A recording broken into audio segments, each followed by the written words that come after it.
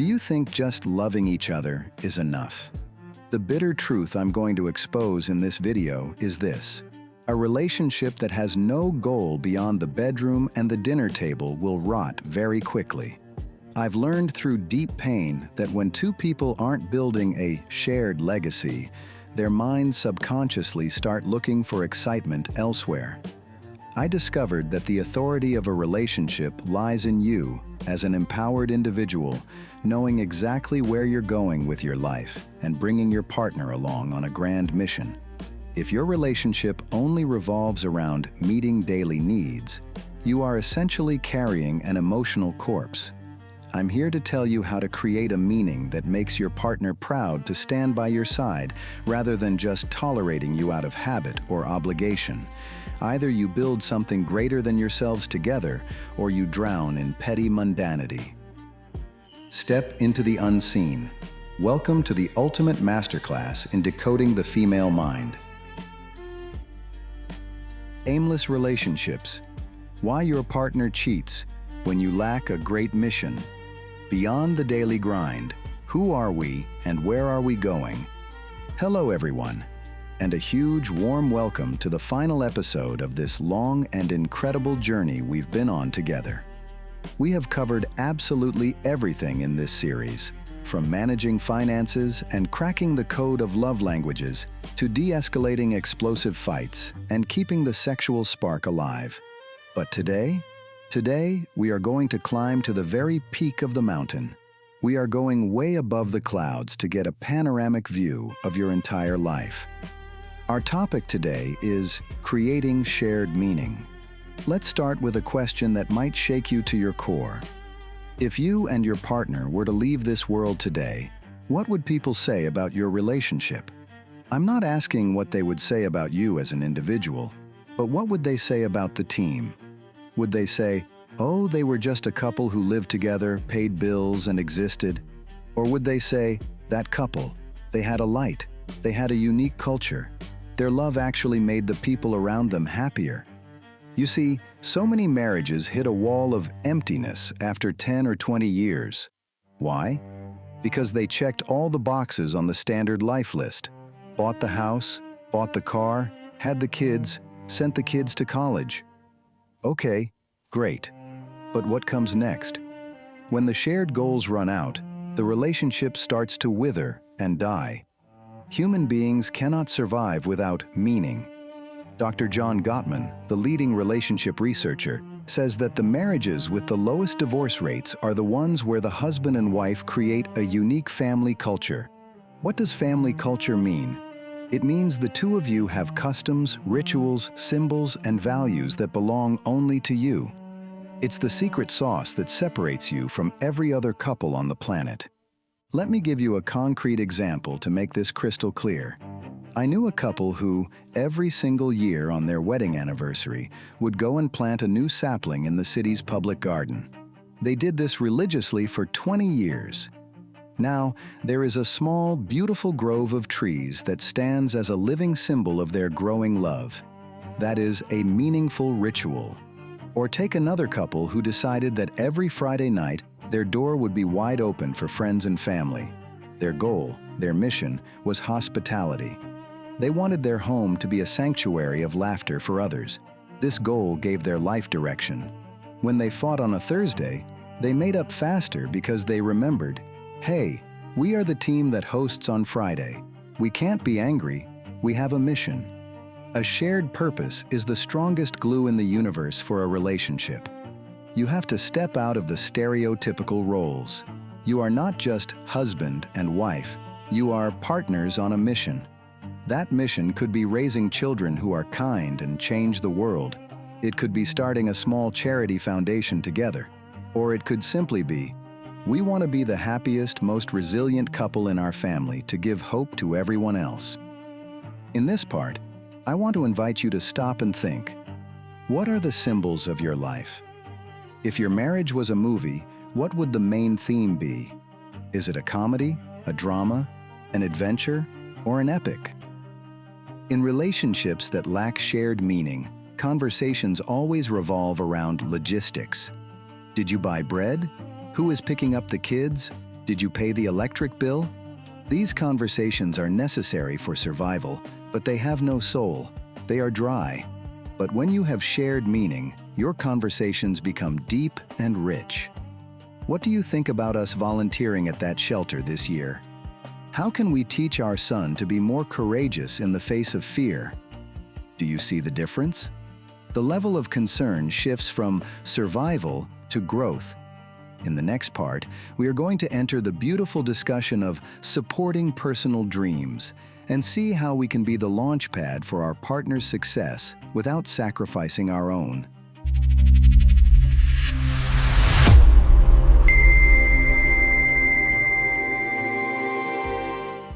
Architects of Dreams: How to be the hero in your partner's life. In Part 2, we are going to discuss one of the most beautiful and sacred duties of a romantic partner: protecting and nurturing your spouse's dreams. Every human being, man or woman, has deep dreams buried in the bottom of their heart, dreams they might have been too scared to whisper to anyone. Maybe your wife has always secretly wanted to paint, or start a home-based business, or go back to university to get that degree she missed. But life happened. Kids, bills, responsibilities. These things piled up like dust on her dreams, and she hid them away in a dark closet. Your job as her husband? Your job is to go into that closet, pull that dream out, wipe off the dust, and say, "I am here to make sure you achieve this." Research has proven time and again that women whose husbands support their personal goals are not only happier in life, but they are also much warmer, more affectionate, and more passionate in the relationship. Why? Because they feel that their husband doesn't just love their body or the services they provide, like cooking and cleaning, but he loves their soul and their potential. Let's imagine a scenario. Your wife comes to you and says, somewhat nervously, "I really want to go back to college and study psychology." A destructive reaction, one that kills love, would be, "At your age, with 2 kids to take care of? Are you crazy? Who's going to pay for it? Forget it, we don't have time." Those words are like an axe chopping down the roots of her self-esteem. But what is the constructive, heroic reaction? It looks like this. "Really? That is amazing. I have always known how smart and empathetic you are. You would be a great psychologist. Let's sit down right now and look at the budget and schedule. I can take over the kids on Tuesday and Thursday nights so you can study. It might be tough for a while, but I've got your back." Look at that. The cost is the same. The difficulty is the same. But the feeling of support, it's the difference between heaven and hell. In that moment, you transform into the hero of her story. You are the wind beneath her wings, not the anchor dragging her down. Of course, this is a two-way street. You have dreams too. Maybe you want to switch careers, start a woodworking shop, or learn a new language. In a relationship with shared meaning, you negotiate these dreams. Maybe right now it's her turn to study and you support her, and 5 years from now, it will be your turn to take a risk and she will support you. That is the definition of being a team. A team where no member is left behind or forgotten. I have a fantastic exercise for you to try tonight. After the kids are asleep, pour 2 cups of tea and grab 2 sheets of paper. Write the list of forgotten dreams at the top. You each have 10 minutes to write down everything you ever wanted to do, no matter how silly, big, or impossible it seems. Traveling the world, learning the violin, writing a novel, then swap papers. When you read her dreams, do not laugh, do not judge. Just ask one question. Which one of these is most important to your heart? And what is one small step I can do to help you get closer to it? That simple question will revolutionize your intimacy, because she will realize that you care about her inner happiness, not just about whether dinner is ready on the table.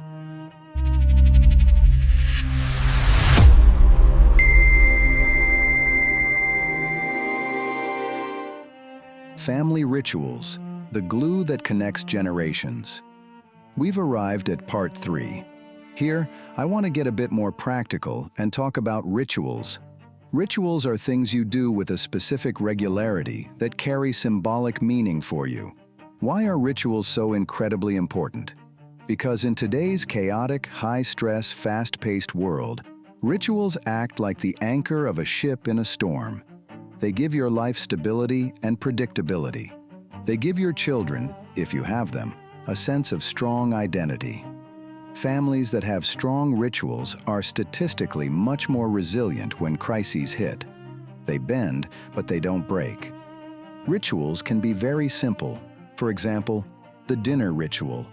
The rule could be, no phones allowed at the table, ever. The TV must be off. And everyone has to answer one question. What was the best thing and the worst thing that happened to you today?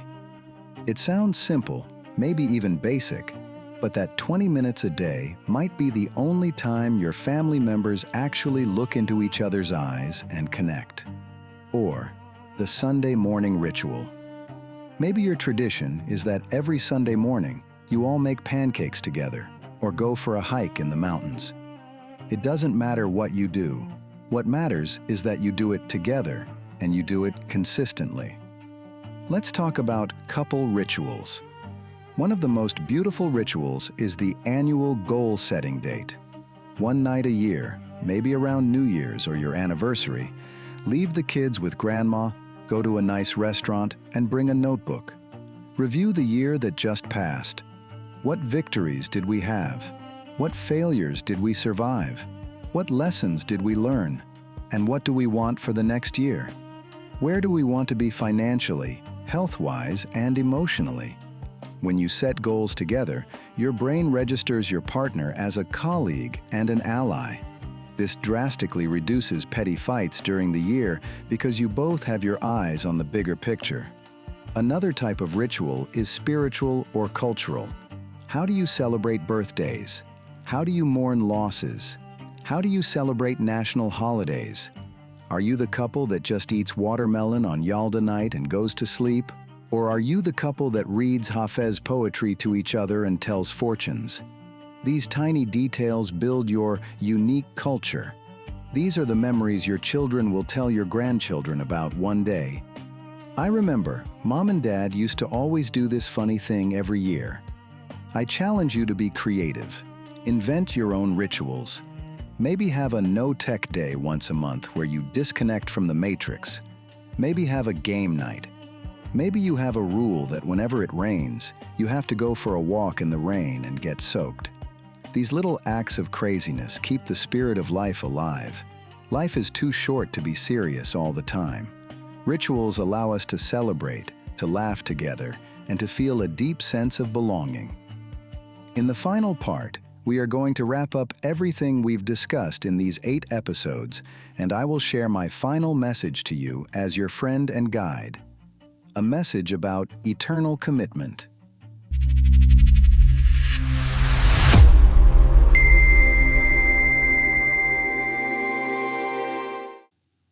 The end of the journey, the beginning of commitment. Where is the finish line? We have reached the final part of this entire series. My friends, we have traveled a long road together.